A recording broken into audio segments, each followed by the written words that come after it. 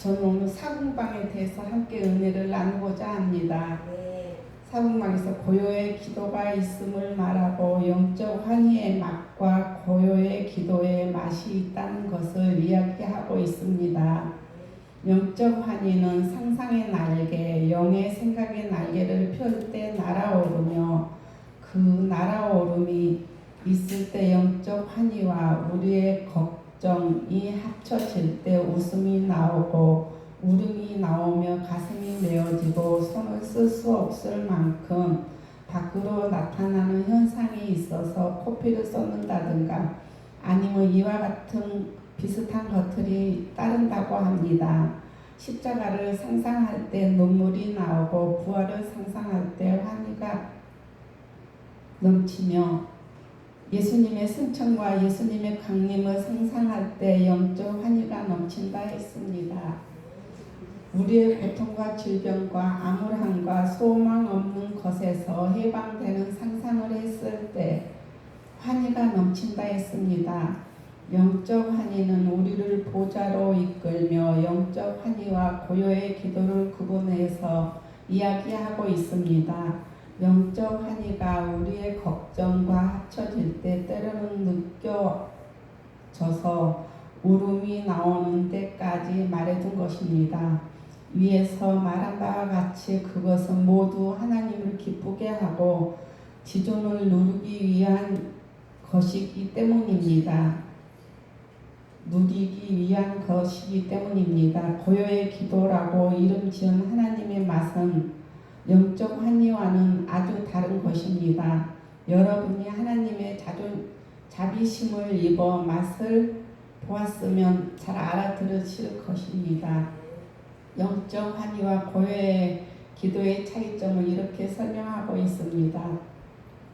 영적 환희는 수도관을 설치하고 수도꼭지를 틀어 물을 통해 받는 은혜라면 고요의 기도는 샘이 솟아나는 그 물속에 통을 집어넣어 받는 단계를 이야기하고 있습니다. 영적 환희는 우리의 오성을 써서 받는 은혜라면 명상, 추리, 상상, 고요의 기도는 우리의 가장 그윽한 속으로부터 솟아나는 것입니다. 그러나 또 하나님의 다른 통의 물은 바로 생수이신 하나님으로부터 온다 했습니다. 어떤 초자연스러운 은혜를 내리시고자 할 때면 그 물은 말할 나위 없이 평화와 정밀한 감미를 가지고 우리의 가장 그윽한 속으로부터 솟아난다 했습니다. 이 물은 차츰 영혼의 모든 능력을 채워 나가다가 마침내 육체까지 미치게 되는 것입니다. 그러기에 그것들은 하나님으로부터 비롯했다가 우리들 안에서 끝나는 것이 아니라 경험, 회복, 사람은 알겠지만 이 맛스러움을 온통 인간의 바깥까지 흐뭇하게 만드는 것이라고 했습니다. 고요의 기도, 평화는 생명의 연장, 젊어진 질병의 치유이며 정밀은 통찰력, 숨겨진 비밀까지 알아내는 것이라 했습니다. 감미는 고요의 기도는 침묵도 겸손입니다. 우리가 주께 바라는 모든 것을 들어주시는 것은 이 겸손 때문입니다. 자기 자신을 사랑하는 것, 어느 정도의 내적 치유가 이루어진 영적 상태이라고 했습니다. 아가서 2장 16절 나의 사랑하는 자는 내게 속하였구나. 나는 그에게 속하였구나. 그가 백합 가운데에서 양떼를 먹이는구나. 보잘것없는 우리의 섬김을 가지고 은혜를 받으리라고 생각하는 것은 너무도 겸손이 부족한 까닭입니다. 우리와 같이 하나님을 거스린 자들로서는 저 은혜를 위한 올바른 겸손이 주님을 본받고 싶어하는 것이 결코 맛이 아닌 까닭입니다. 우리는 주님 뜻대로 우리를 이끄시도록 맡겨드리며 참다운 겸손과 속기 쉬운 상상력에 의한 것이 아니라 사실상 모든 것을 이탈해야 되기 때문입니다. 주께서는 은혜를 우리에게 거절하지 않으시고 다른 은혜마저 내려주시게 하십니다. 주님 찬미와 영광을 받으시옵소서.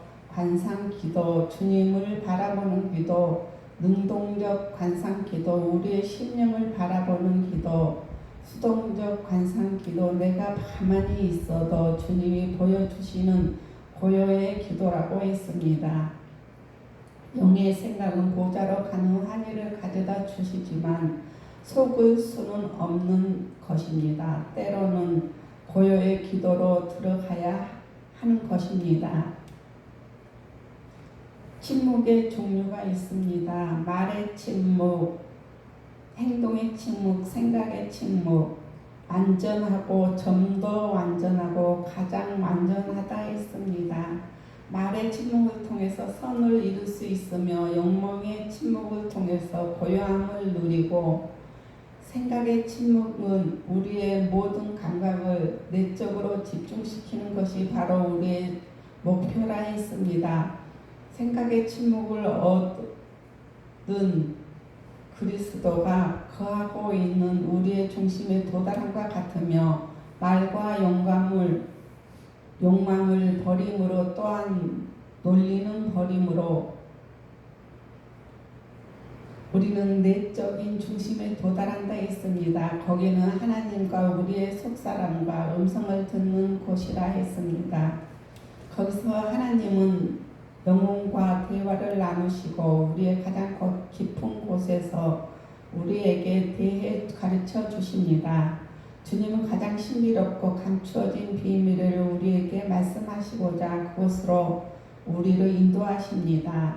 만일 우리의 내면에서 말씀하시는 하나님의 음성을 듣기 원한다면 완전한 침묵을 통해서 그것으로 들어가야 합니다. 이것은 세상을 등진다 해서 이루어지는 것이 아닙니다. 우리의 욕망을 포기하는 것으로 안 되며 우리의 모든 피조물을 포기할지라도 안 되는 것입니다. 그렇다면 무엇이 필요할까요? 안식은 이 세 가지 침묵 안에서만 발견되며 기름 부음 안에서만이라고 했습니다. 그곳에서 주님은 우리를 그분의 성품으로 변화되는 것입니다. 그분은 말할 수 없는 사랑으로 가능하다 했습니다. 그러면 어떻게 그런 사랑을 가질 수 있을까요? 그것은 완전한 자기 포기와 세 가지 말과 행동과 생각에 의해 하나님의 사랑은 말이 필요치 않습니다. 요에서 3장 18절에 자녀들아 우리가 말과 혀로만 사랑하지 말고 오직 행함과 진실함으로 하자 했습니다.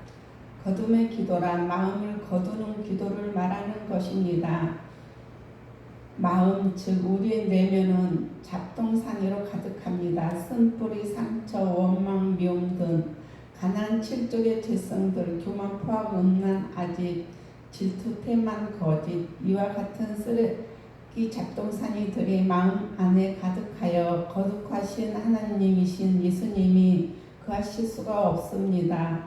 그런데 고요의 기도를 통하여 침묵의 기도를 통하여 죄성이 죽음으로 왕이신 하나님이 우리의 내면 안에서 활동하시기 시작했습니다. 그러므로 삼위일체의 하나님의 맛이 너무도 달콤하다 했습니다. 그러나 1, 2, 3공방에서는 내 안에 주님을 모시는 일들을 했지만 나의 자아에 묻혀 주님이 나타나지 않으셨다면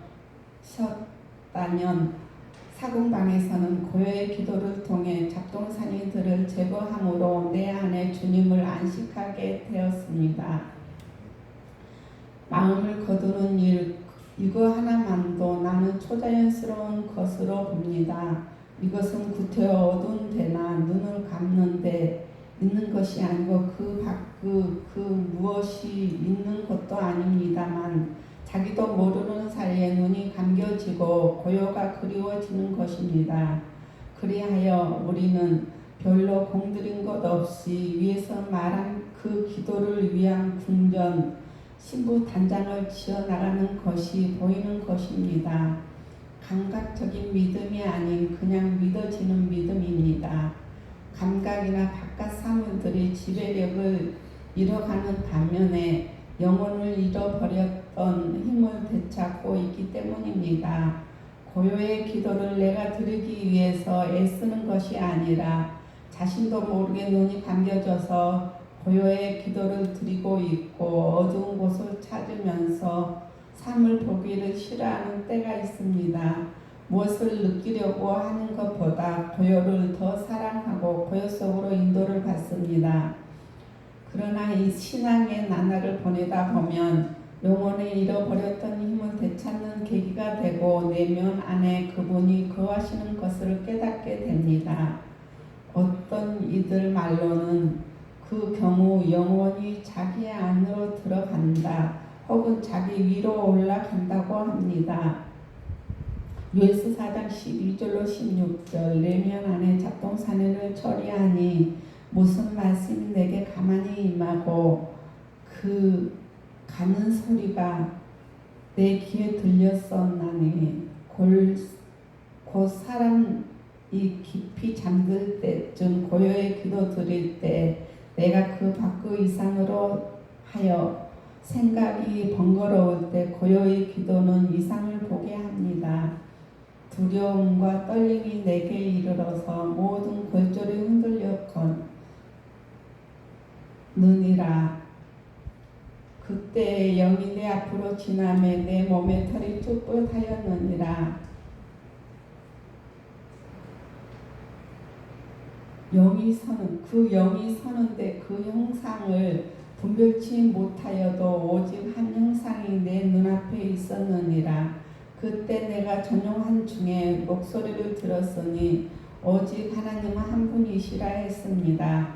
영혼의 사공방 욥기 4장 12절로 16절로 표현하고 있습니다.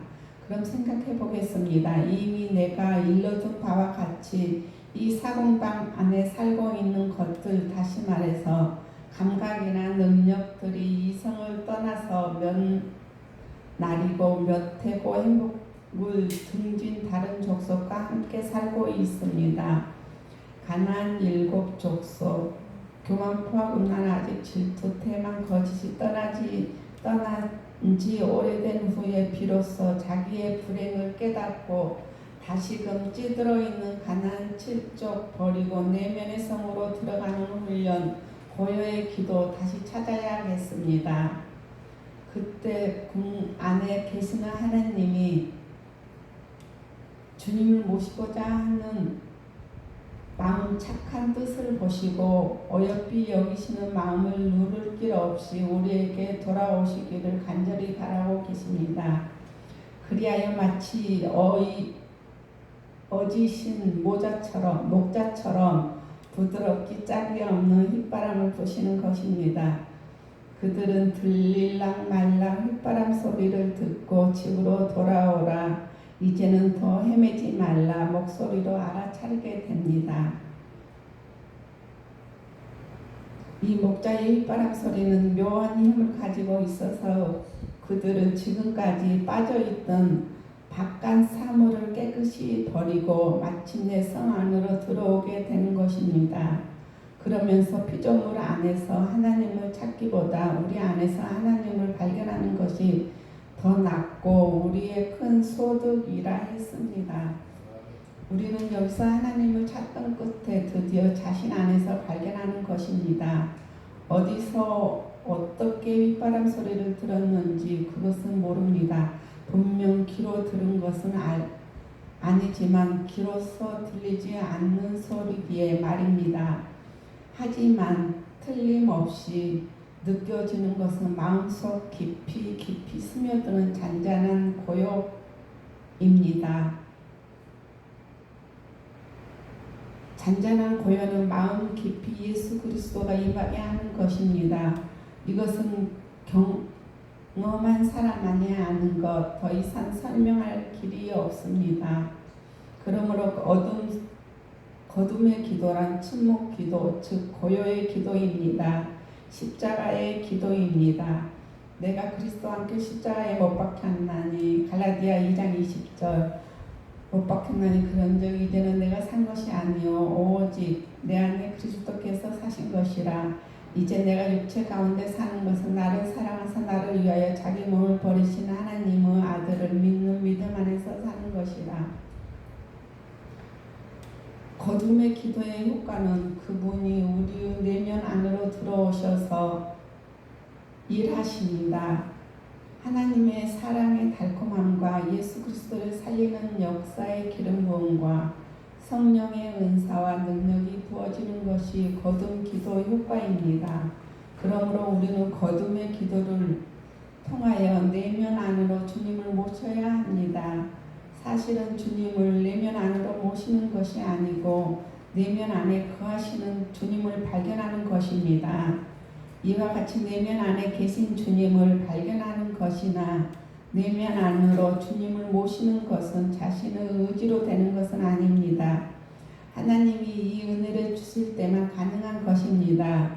하나님이 이 은혜를 내리시는 사람이란 이 세상 모든 것을 버린 그 사람들이라고 이야기하고 있습니다.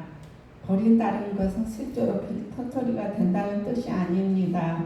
신분이 이를 허락지 않고 또 그럴 수 없습니다. 내면 안에 가난 칠수족을 버린다는 것입니다. 하나님께서 그런 사람을 특별히 부르셔 내적 생활에 신경을 쓰도록 해주시는 것이며, 한편 우리가 당신의 뜻을 거역하지 않는다면 주님은 이 은혜뿐 아니라 보다 더 높은 데로 불러주실 것입니다. 더 높은 데로 불러주시는 은혜는 이 세상의 모든 것을 버린 그 사람들이라는 것입니다. 이 세상의 것을 버릴 수 있는 것은 십자가의 도밖에 없습니다. 십자가의 도는 사랑입니다. 예수님은 십자가에서 죽으셨습니다. 그러므로 사랑의 눈을 뜨라. 그리하면 생각하는 힘이 그친다 했습니다. 사랑의 눈이 떴을 때 생각하는 힘은 그친다고 했습니다. 그것은 십자가의 도는 생각의 힘을 그치게 하는 것을 말하는 것입니다. 이 비밀을 터득한 사람은 가만히 있어도 기적이 일어나며 우리 힘으로 해보겠다는 것은 숨을 참는 괴로움입니다. 그러므로 주님께 맡기고 자유하라 했습니다. 내 자신에게 있어서 괴로움이 있다는 것은 내가 죽지 않아서 그렇기 때문에 내가 죽어버리고 십자가의 도 모든 것을 하나님의 뜻에 맡기고 하나님께서 이끄시는 데까지 기다리는 것이라 했습니다. 아무것도 생각하지 않으리라는 그 노력 자체가 도리어 생각을 일깨워서 더 많은 생각을 하게 만들지도 모릅니다. 생각을 따라잡아가면서 기도할 때 승리할 수 있습니다. 가장 중요한 방법으로 하나님을 기쁘시게 해드리는 일들은 우리가 하나님의 영광을 생각하고 우리 자신이나 우리의 이익 그리고 스스로의 낙이나 취미 생활을 깨끗이 잃어버리는 것입니다. 기도하겠습니다. 아버지 하나님, 가나안 7 족속 때문에 주님이 우리 안에 거하지 못한다 했으면 7 족속을 처리해 주시고 우리가 말과 힘과 생각을 지키며 주님 살아가는 우리 닮아가는 우리가 되게 하시고 주님 뜻대로 살아가게 하옵소서. 예수님의 이름으로 기도합니다. 아멘.